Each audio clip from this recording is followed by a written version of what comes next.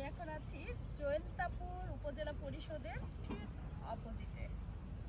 আর আমার পিছনে খুবই মজার বিষয়, আমার ডান পাশে একটা ঝর্ণা আর বাম পাশে একটা ঝর্ণা।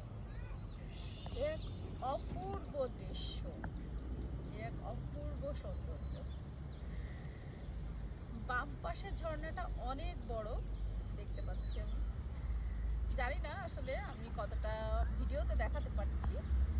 দুইটা ঝর্ণাই ভারতের মেঘালয় রাজ্যের যে পাহাড়গুলো, সেই পাহাড়গুলোর বুক চিরে বেয়ে নেমে আসছে।